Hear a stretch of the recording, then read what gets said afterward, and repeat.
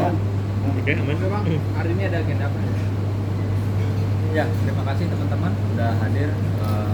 Hari ini kita mau menyampaikan perihal terkait adanya dugaan ya tindak pidana penipuan ataupun pengelapan dan juga ada beberapa kerugian yang dialami oleh klien kami, Mas Aji Barkah. Pertama, perkenalkan, Mas Aji Barkah ini adalah seorang pengusaha muda di bidang saffron. Saffron adalah satu produk ya yang dapat dikonsumsi ya untuk kesehatan ya, untuk kesehatan. Adapun kerugian dari orang ya yang kami duga melakukan tindak pidana atau merugikan klien kami adalah seorang bapak dan anak, yang dimana seorang anaknya berinisial TM itu adalah kawan ya, kawan dari klien kami, dan orang tuanya bapaknya itu dengan inisial MM. Pertama saya mau tanya dulu Mas Aji, Mas Aji mengenal sosok PM itu dari mana? Saya kenal waktu pertama kita belajar bareng di Jawa. Itu kebetulan kita persiapan buat terbang sekolah ke Mesir. Sekolah di Mesir. Pertanyaan saya, berarti kalian teman sekolah? Iya. Teman sekolah. Si TM ini lulus selesai nggak sekolah di sana di Mesir? Belum selesai. Belum selesai. Oke. Terus jadi satu-satu ya, karena ini ada dua nilai kerugian yang kami duga ya merugikan klien kami. Adalah satu adalah ulah daripada TM dan satunya ulah daripada MM, anak dan bapak yang kami duga ya merugikan klien kami. Dan salah satunya yaitu MM, bapaknya sudah resmi kami laporkan di Polres Metro Jakarta Selatan ya. Kami juga tinggal tunggu panggilan untuk diperiksa BAP. Dan TM ini ada ini ya, masih ada kurang lebih sekitar 700 kerugian ya, ada sekitar 700 juta lebih kerugian daripada klien kami. Dan kerugian klien kami yang disebabkan oleh bapaknya MM ini ada sekitar 200 juta lebih. Mungkin sementara sedang dalam proses ini, mungkin Mas Aji bisa menceritakan awalnya bisnis bersama si TM, perjalanan dan bagaimana. Begitu juga awalnya bisnis dengan Pak MM di perjalanan dan seperti apa. Silakan. Ya, suaranya agak gede. Terima kasih rekan-rekan media. Awal pertama kali saya menjalankan bisnis supply saffron ke TM ini berawal dari dulu kita bersama sekolah kuliah, karena di situ dia ada bisnis dan saya sebagai supplier tunggalnya. Nah, namun di tengah perjalanan banyak hal-hal yang tidak enak gitu, dari segi payment yang kurang lancar atau berbicara timing yang kurang pas dari apapun bentuk pembayaran. Nah, berlanjut untuk bisnis yang dilakukan sama bapaknya, memang pada prosesnya dan pada perjalanannya itu di pertengahan mereka ada crash internal antara bapak dan anak. Jadi awal saya menjalankan bisnis ini perusahaan dipegang sama anaknya, karena administrasi dipegang sama bapaknya. Ini masih satuan. Di tengah perjalanan mereka ada cash internal, jadi bapaknya pisah. Nah, bapaknya kemudian PO lagi nih ke saya gitu, dengan jumlah sekian. Di kerjasama yang saya lakukan sama TM ini masih kurang sekitar 700 jutaan, dan itu pun akan kita proses. Sementara kerjasama yang sama bapaknya MM ini semenjak kita supply barangnya, dari pertama kali kita nyuplai barang sampai detik ini pun belum ada pembayaran sama sekali, dan saya merasa dirugikan sangat gitu. Kita sudah mengingatkan baik secara lisan, kekeluargaan, dan tidak ada respon baik gitu. Maka dari itu semuanya saya serahkan kepada semua tim kuasa hukum saya. Mas Haji sedikit Iya. ya Bang. Pas pertama kali bisnis itu berjalan berapa lama dan udah menghasilkan untung selama berjalan berapa lama sama TM dan MM? Sekitar 3 tahun Bang. Terus menghasilkan untungnya sekitar setahun berjalan bersama atau udah 2 tahun menghasilkan untung tiba-tiba Gimana? pas udah kan 3 tahun sudah menghasilkan untung bersama atau gimana nih selama perjalanan ini?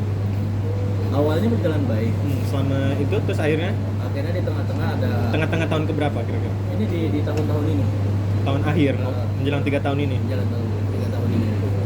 Karena memang kan ada fokus yang lagi dia kejar ya gitu. Ini berbicara fokus dia, karena kan kita lagi terus nih. Alasannya fokus ke ranah dakwah gitu kan. Cuma kan dalam tanda kutip yang menjadi, kita berbicara hak dan kewajiban ya.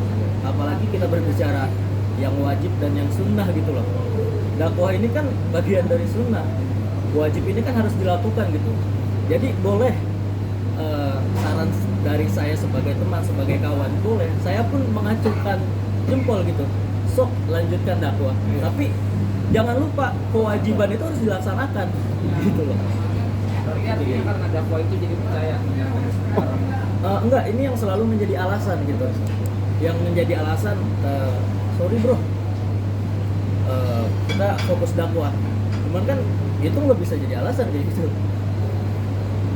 Pembayaran mulai ngaret atau ngadat itu di bulan-bulan apa? Tahun ini atau tahun lalu? Itu berjalan udah 1 tahun. 1 tahun udah ngaret. Kalau untuk yang sama bapaknya, yang sama MM ini udah berjalan 2 tahun Bang. Gitu. Berarti total kerugian hampir 900 juta ya? 900. Itu bisnisnya apa sih sebenarnya? Sistemnya gimana? Bisnisnya apa? Kita pure jual beli Bang. Jual beli apa? Jelasin deh. Jual belinya apa? Jual beli saffron Kashmir ya. Jadi sistemnya si tadi ngambil barang dulu atau gimana? Kita memang secara perjanjian pure jual beli, nggak ada kerja sama saya, apa sih namanya, kerja sama bagi hasil atau sebagainya, sebagaimana memang pure kerja sama gitu. Dia ngambil barang ya bayar, intinya kan seperti itu gitu. Tapi Dia udah ngambil barang cuma dibayar. Belum dibayar. Nah, intinya seperti itu. Ngambil berapa piece? Untuk tahun ini, tahun kemarin ya, itu sekitar 15 kilo. Itu barangnya apa aja? Itu Saffron Kashmir. Hah? Saffron Kashmir. Saffron Kashmir itu apa? Sejenis apa? Sejenis obat herbal. Itu butik bunga buat kesehatan. Oh. Kalau papanya MM berapa Di kilo? Produk yang sama. Berapa kilo ya? Itu jumlahnya 2 kilo. Terus terakhir komunikasi sama TM kapan?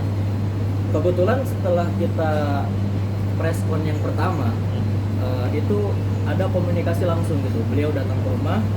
Cuma kan dalam tanda kutip ya. Kemarin kita udah melakukan komunikasi secara baik, cuma nggak ada respon, nggak ada tanggapan, bahkan beberapa kali dan sering pula gitu. Kita chat, telepon nggak dibalas, DM pun nggak dibalas, nggak ada respon baik. Kenapa ketika kita preskon dia mulai ada respon? Kemarin kemana aja gitu? Itulah. Apa reaksinya? Reaksinya setelah itu? Ya karena semuanya sudah saya serahkan kepada tim kuasa hukum saya, ya kita proses. Nggak Ada ada hasilnya pembicaraannya apa? apa dia? Pembicaraan akan mau bayar kembali atau lagi gimana? Mau Ya, damai? dia mau bayar, cuma bilangnya mau bayar, cuma suruh cabut laporan dulu gitu. Ini kan kita nggak bisa kayak gitu, kita proses dulu dong sesuai hukum yang berlaku. Kapan? Mau bayar kapan? 100 juta itu. Semuanya termasuk sama yang bapaknya MM ini. Kapan mau bayar dia rencananya? Itu hanya janji bang, belum ada. Ya, Apa jadi kalau perlu saya jelaskan ya, Gimana, Bang? supaya teman-teman tahu bahwa yang sebenarnya bosnya Saffron ini ya Mas Aji ini, gitu loh. Biar jelas dulu ini. Jadi asal muasal si Taki berbisnis Saffron ya bosnya ini gitu loh. Jangan ngaku-ngaku bahwa dia bos, enggak, ownernya ini ya. Termasuk bapaknya itu si Taki Malik bisnis juga sama, hal yang sama. Jadi saya perlu tegaskan kepada masyarakat hati-hati ya. Ini teman sekolahnya sendiri loh, ya. Yang awalnya berbisnis dengan baik, akhirnya dirugikan ya, dan karena etikanya tidak baik itulah maka teman baiknya harus melaporkan. Kerugian luar biasa tuh, hampir 1 miliar. Jadi kami juga minta ya kepada ayahnya Taki Malik itu, Bapak MM itu ya, karena sejak dia mengambil ya barang klien kami, saffron itu berapa kilo tuh? 2 kilo sampai saat ini hampir berapa tahun tuh? Hampir 2 tahun tidak 1 sen pun dibayarkan. Bayangin. Lalu yang kedua dihubungi ya, di WA dan lain sebagainya, kita tidak pernah direspon atau bahkan diblokir. Artinya apa? Oleh karena itu makanya Bapak yang Taki Malik ya, si Bapak MM ini telah kita laporkan ke Polres Jakarta Selatan supaya mempertanggungjawabkan perbuatannya. Makanya kita sampaikan ya, kan katanya di media sosial ini orang punya lah gitu. Tapi 200 juta aja nggak bayar gitu. Ya kan? Jadi kami juga minta sebagai kuasa hukum ya jangan lari dari tanggung jawab, karena ini masalah sudah dilaporkan, udah pasti dikejar itu. Jangan main-main sama kita. Bang, dilaporkan baru Mas Haji bapaknya bilang- atau TM-nya juga? Ya, saat ini laporan bapaknya. Oh, berarti yang datang nemuin kamu TM apa bapaknya? Yang Dua-duanya. laporan. Dua-duanya. Ya karena nyangkut juga. Ini kan sama-sama objek yang sama, jual saffron itu. Ini juga sama kerugian di takinya kurang lebih hampir 700 jutaan. Bapaknya itu 200 jutaan gitu loh. Jadi sama-sama bisnis yang hal yang sama gitu. Hanya beda angka saja. Kan begitu. Jadi kami juga menghimbau kepada masyarakat untuk berhati-hati gitu loh ya. Karena kan kita lihat juga di media sosial lah cukup banyak persoalan yang menimpa ini si siapa nih, si Taki ini kan banyak juga laporan itu. Dan klien saya juga ini korban, dan sampai saat ini etikat baiknya juga nggak ada itu. Kalau bicara setelah lapor baru datang lalu bawa janji lagi ya tidak mungkin kita melapor kalau mencabut kalau tanggung jawabnya belum diselesaikan. Bagaimana hak orang belum diselesaikan minta kewajibannya diselesaikan, itu nggak benar gitu ya. Jadi saya hanya minta supaya klien saya itu mendapatkan haknya, tidak lebih dari itu kok ya. Jadi etikat baiklah, jangan sudah dilaporkan baru datang bawa 1 juta janji, nggak kayak gitu ya. Kita akan tetap fokus bahwa penegakan hukum harus ada supaya orang-orang kayak gini dikasih efek jerah gitu loh ya.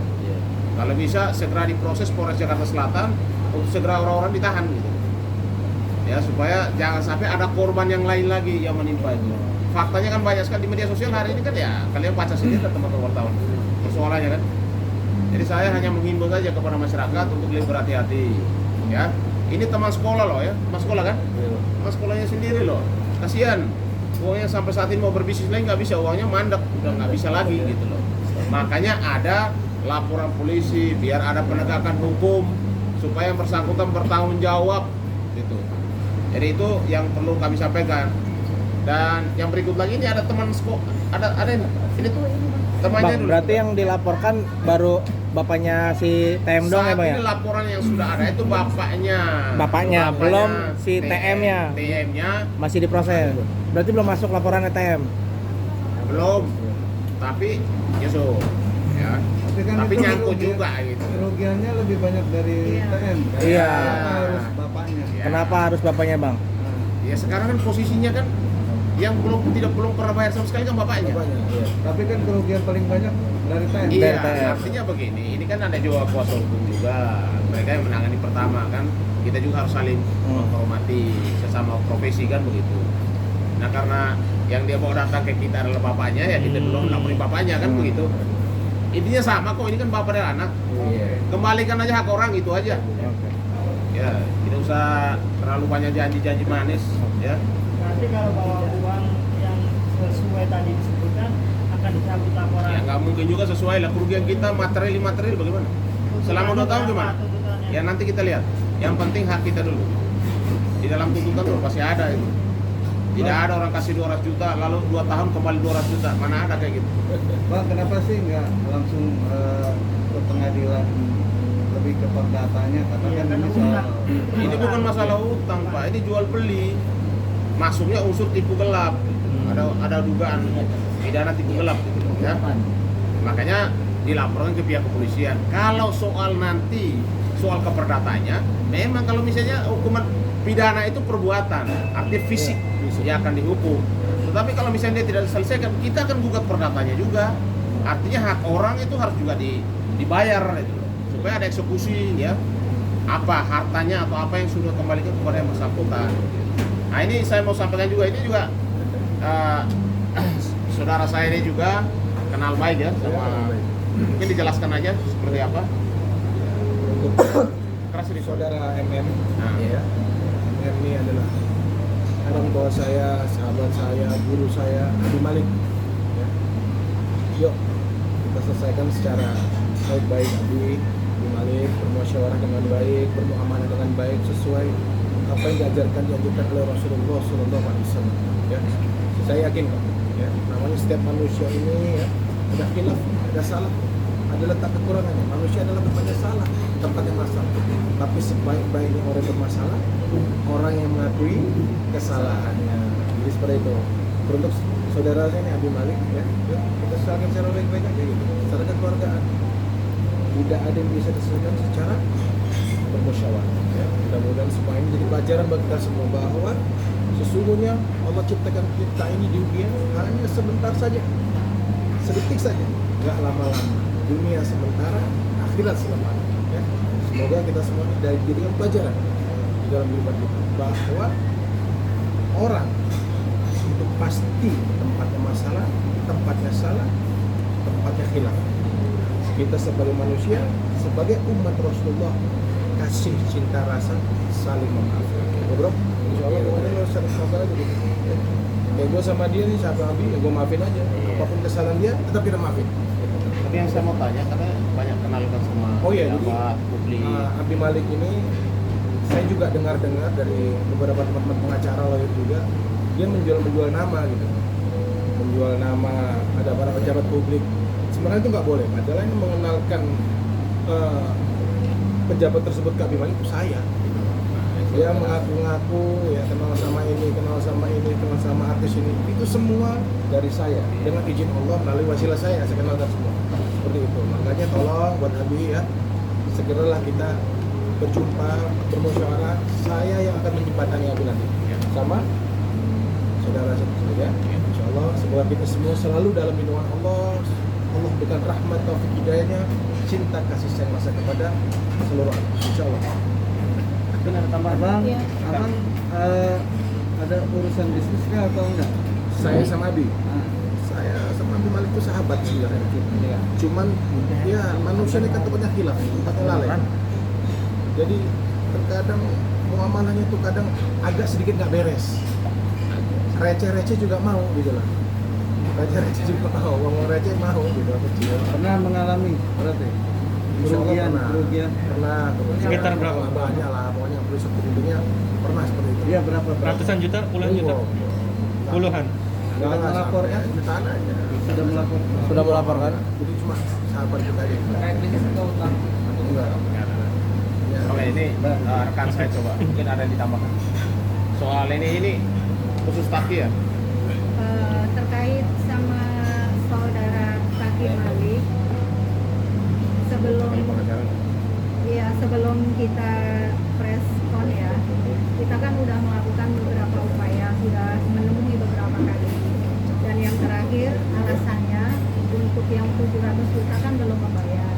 Itu alasannya barang saffronnya belum terjual.